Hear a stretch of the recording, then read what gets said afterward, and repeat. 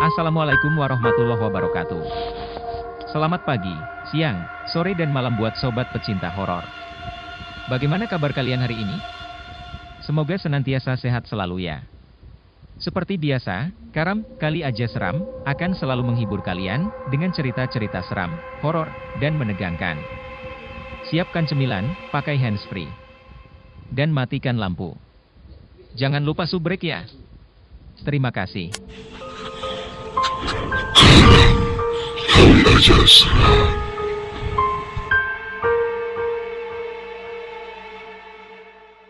Cincin pemberian genderuwo. Selama ini Tommy tak menyangka kalau rumah tua yang dilewatinya tiap malam sepulang kerja ternyata merupakan rumah angker yang menyimpan beribu misteri.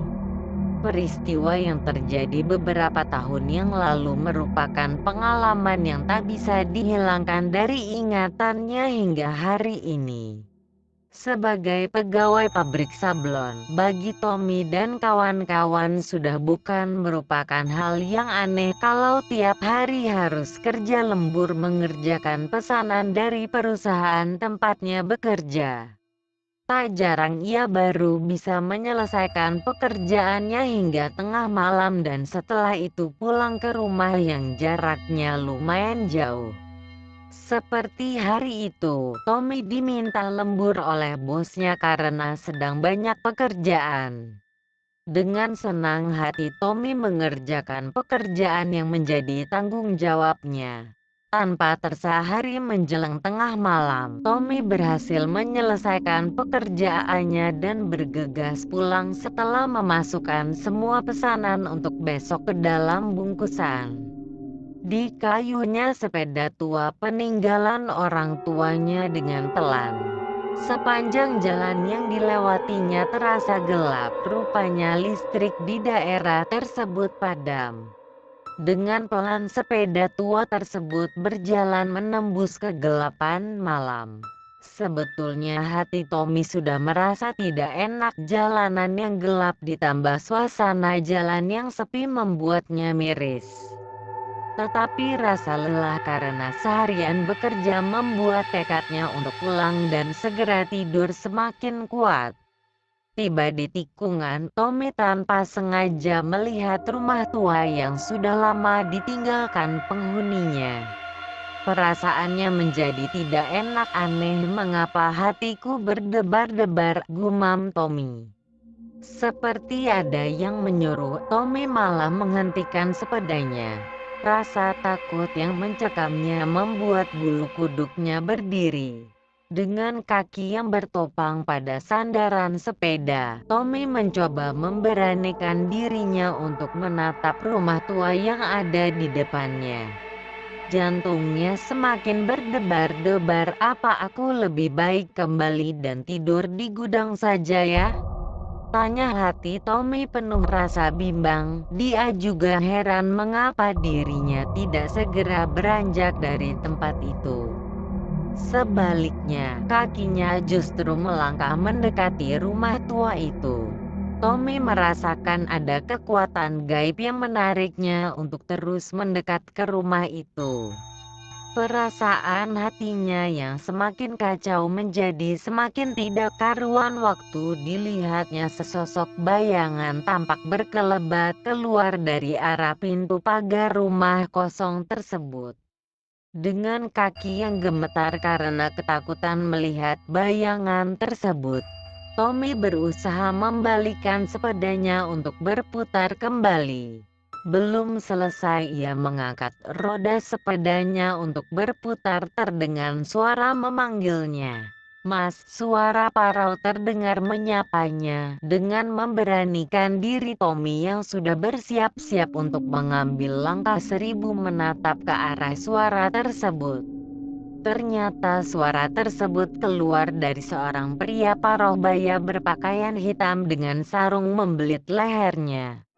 Bayangan tersebut bergerak mendekatinya sambil mengarahkan lampu senter menyoroti Tommy beserta sepedanya.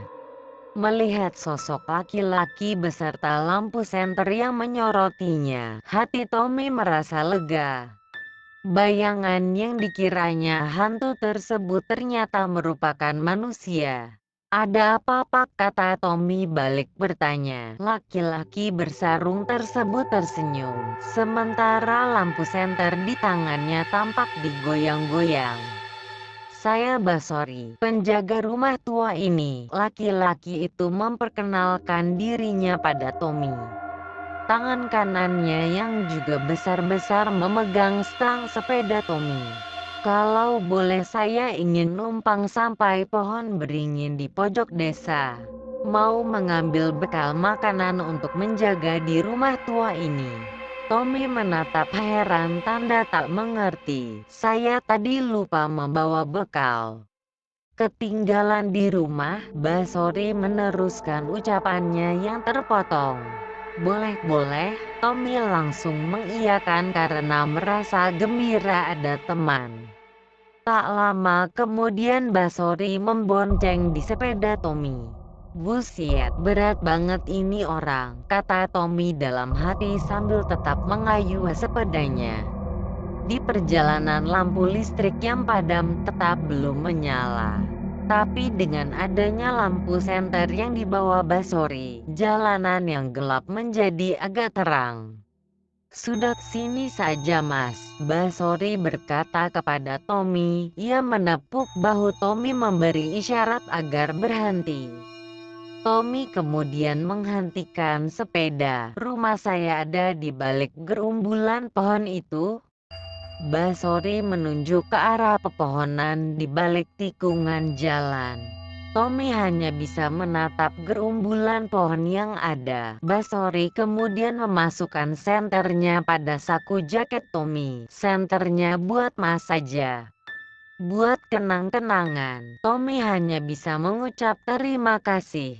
Ditatapnya laki-laki paruh baya bernama Basori yang melangkah melewati gerumbulan pohon yang ada.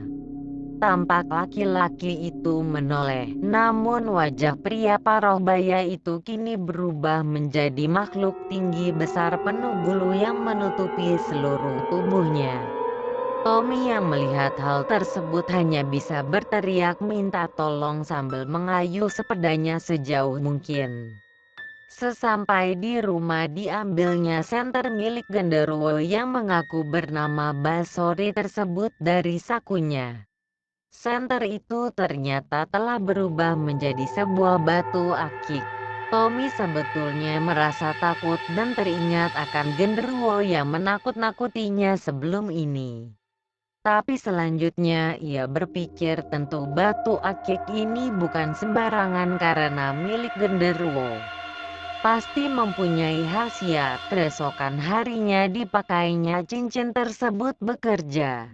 Entah pengaruh cincin yang dipakainya atau bukan, tumpukan kain yang akan disablonnya menjadi terasa ringan. Pekerjaan yang semestinya harus diselesaikannya dalam beberapa jam mampu diselesaikannya dalam setengah jam. Bahkan yang menakjubkan, tumpukan ban sablon dalam kaleng mampu diangkatnya hanya dengan satu tangan. Rupanya cincin ini benar-benar berkhasiat. Dengan bangga Tommy mengelus-elus cincin tersebut.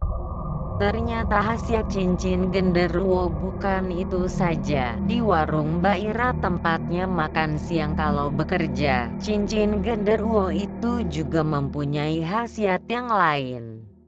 Rina, anak gadis Mbak Ira yang selama ini selalu cuek kalau digoda para pria, tiba-tiba menjadi genit pada Tommy. Dengan kerling mata yang nakal mengarah ke Tommy, gadis itu tampak dengan sibuk meladeni Tommy makan. Selama ini jangankan melayani, menoleh saja ia tidak mau. Berkali-kali Tommy mengelus akiknya. Ia seolah-olah mendapat durian runtuh dengan memiliki cincin genderuwo tersebut. Bayangan tubuh Rina yang bahenol seakan-akan menari di benaknya.